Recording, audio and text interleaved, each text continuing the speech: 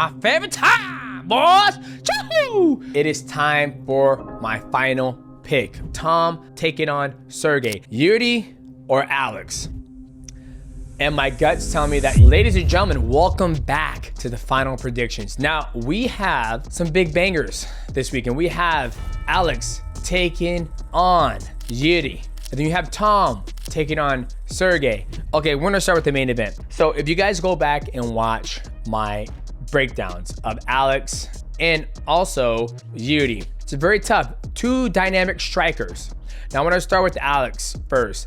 Alex is an amazing kickboxer. He had Izzy hurt. He knocked out Sean Strickland. He's knocked out pretty much everybody he's fought for the most part, besides Jan Blachowicz. Now, Alex is going up to a new weight class of 205. The biggest thing that I see from this fight going against Jiri is that Jiri is very dynamic. He's very unorthodox, and that's what I believe is going to give Alex trouble. But the one thing that Alex does do a good job is when he fought Sean Strickland, he didn't back straight up. He kept on turning, forcing Sean Strickland to turn. Towards when you see Sean Strickland fight Izzy, Izzy puts his back against the cage and Sean Strickland's able to get off on him. But when he fought Alex, Sean Strickland, when he would try to pressure him, like he always does people with this Philly shell style of boxing, Alex did a good job of always turning him and throwing different weapons at him, throwing the jab to the face, throwing the jab to the body, throwing the leg kick, the inside 9, and eventually caught him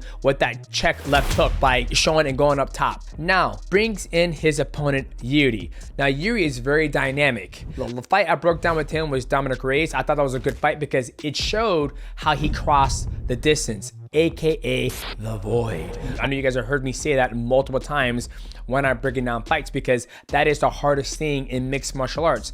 Not just in MMA, but boxing, any combat sport, Muay Thai, kickboxing. But it's a lot harder in mixed martial arts because there's more dynamic. There's more pieces of the puzzle on the mat. This video is sponsored by PrizePicks. Now, ladies and gentlemen, the projections are out. That's one of the cool things that I love about PrizePicks, is that you're not playing against thousands of people around the world. Is this guy gonna win? Is this guy gonna lose? You're playing against the projections. Now, all you gotta do is go to your app store, iPhone, Android, do your own thing, and download PrizePicks. And now let's take a look at the projections. I'm liking some of these projections. The projection I'm liking is the Tom Aspinall. They're saying this man is only gonna land 22 and a half significant strikes in a 3-round fight. I like more. Okay, I like more on that because I believe Tom is a high volume athlete. I think he throws a lot of punches. Obviously, he can land one punch and knock the guy out, but I foresee this being a high volume fight. So I'm gonna go more on Tom. Now let's look at the main event. We got Alex. We know Alex is a knockout artist, right? It doesn't take him a lot of punches. He lands, 5, 10 good shots. You're probably gonna go to sleep. So for this one, I like less for Alex. And the third one that is kind of intriguing is Mackenzie Dern. She's taking on Jessica Andrade. Now, Mackenzie Dern is not a stand-up artist. She is a black belt in Brazilian Jiu-Jitsu. I see this fight taking place with her taking down Jessica Andrade and looking to submit her. If she does land more shots at 38 and a half, it's going to be ground and pound. So with this one, I like less. Now, ladies and gentlemen, make sure you get your picks in and make sure you get them at the right place at PrizePicks. And when you do that, make sure you guys use my promo code MIGHTY and it will match up to $100 of your deposits for this amazing card coming this weekend. Good luck and have fun. Now with Jiri, when he fought Dominic, he threw everything. Cross distance, teeps, spinning elbows, jumping kicks, body kicks, punches. But the thing that impressed me the most by Jiri was his constant pressure, which always breaks an athlete. It always breaks kickboxers, because kickboxers like to have that space to try to mix up the left hook, the kicks, body kick, or whatever they want to throw. Now, this is where I think is the ace for Jiri. If Jiri can go out there and be a complete mixed martial artist, what I mean by that is do not try to outstrike a kickboxer. I'm not saying he can't do it. I'm saying it's going to be a lot harder to get the W when you try to outkick a 2-time Glory champion who just got inducted into the Hall of Fame of Glory. It's gonna be way harder. But if Jiri goes out there and be's unorthodox and be's dynamic, uses the wrestling, mixes it up through unorthodox shit where Alex is like, what is this guy doing, right? Have you guys ever sparred anybody in the gym and you're getting hit by all types of stuff and you're like, what is going on here?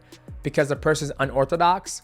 Jiri can do this to Alex. But if Jiri goes out there and tries to play the good old kickboxing game, he's probably gonna get knocked the hell out. Okay, so I think Jiri has to be dynamic. That is his ace in the hole to win this fight. Now let's get back to Alex. Alex is at a brand new weight class. He's had one fight here, and that was Jan Blachowicz, and it could either go both ways. But he got tested at a brand new weight class. He got to get in there and mix it up with somebody who does a good job of mixing it up, who's got a lot of power. I mean, Jan Blachowicz knocked out Luke Rockhold.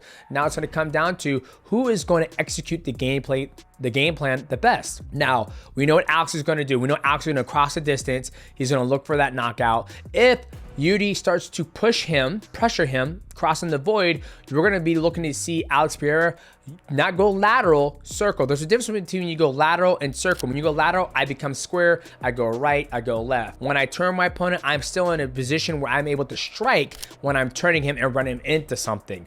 Now, Jiri, what he's got to do, he's got to go out there and be dynamic. He's got to mix it up. He's got to throw lots of kicks. He's always got to keep Alex guessing. All right, now, ladies and gentlemen, it is time for my final pick. Jiri or Alex? And my guts tell me that Jiri is going to come out as a new light heavyweight champion of the world. When you look at Jiri, he is just more dynamic. What do I mean by dynamic? He's doing push kicks. He's not scared to do a takedown. He's doing spinning back elbows. And I think his approach to this fight is a little bit unorthodox. Where you have Alex, who is a traditional striker, hits hard, right? You can never count out the puncher's chance. He hits hard, but for me, I have to go with Jiri. He has that unknown factor. And for me, I always like that, especially going to mixed martial arts, where it is the one sport where you can use all art forms to get the job done. So for me, I am picking Jiri to win this fight. If I had to pick how he's going to beat him, I think he's going to submit him. I think Jiri is going to submit him. He's going to take him down, pass his guard, and submit Alex. Now, if Jiri goes out there and believes he can stand with a K1 kickboxer, two-time world champion, middleweight former champion, it's gonna be a long night. But if Jiri goes out there and does what he can do best and just mix it up, I think we're gonna have a brand new light heavyweight champion of the world, and his name is Jiri. Now, let's look at the co-main event. Tom taking on Sergei. Now, these two guys have got the last minute call to step in, not for a late replacement, but a late replacement fight for Jones versus Stipe. Now, I know a lot of people out there are saying it's pretty stupid that this is for an interim belt. I don't think so. Here's why. I honestly believe the next fight where we see Jon Jones and Stipe Miocic step into the cage, it will be their last. There is nothing left for these two gentlemen to prove.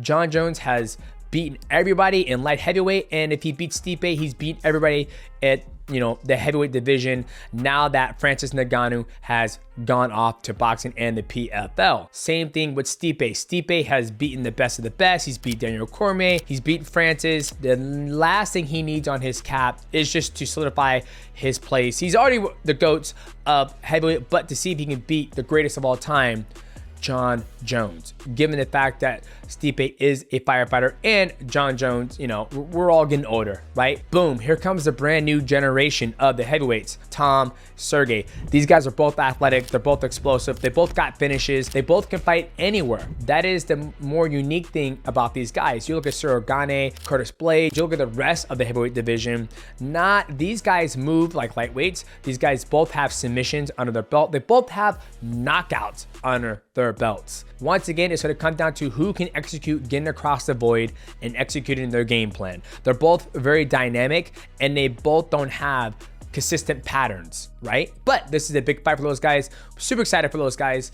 My pick for this one is going to be Sergei. I think Sergei is just, both these guys are both good, Sergei and Tom, and they move good. I feel this is going to be the new heavyweight champion of the world. Now, I know it's for the interim belt, because John Jones and Steven Miocic are out. They're waiting for their next fight. Like I said before, I don't think these guys are coming back after Jones and Stipe lock heads. So we might as well look at this fight as the new heavyweight champion of the world. And my pick is going to go with Sergey. I think he's explosive, great hands. Not that Tom doesn't have either of those, but when you have to pick and choose between each of these gentlemen, I'm going to go on a limb and I'm going to go with Sergey. So, boys, make sure you get the right picks here at the Mighty Gaming channel, and make sure you use it at PrizePicks, boys. I mean, I'm excited to see these fights for high-level athletes going head-to-head. Alex taking on Jiri and Tom taking on Sergey. It's gonna be a banger, boys. So, but make sure you guys come back here to get my live reaction and my final take on how the fight went down. Are we gonna see Alex become, you know, a two-weight champion? He beat my boy Izzy, and now can he beat Jiri for the 205 belt? And then will we see a new king at heavyweight, Sergey taking on Tom? And here's another thing. I'm pretty sure if Sergey, whoever wins, like I said, Jones and Stipe, that's their last fight. So we might as well look at this as a new belt. Like, they don't even have, like, John Jones and Stipe, they don't even have to fight for a belt. Let's just fight for all the marbles. Let's fight for bragging rights, make it the main event, etc., etc. Make it the baddest motherfucking heavyweight of all time in the UFC. But I think this right here, the Tom versus Sergey, this is the new heavyweight champion of the world, because like I said before, once we see Stipe and John Jones lock horns, that'll be the last time we see those two amazing athletes fight under the lights. So, boys, if you're new to the channel, make sure you like, subscribe. Also, hit the bell to know when we go live again.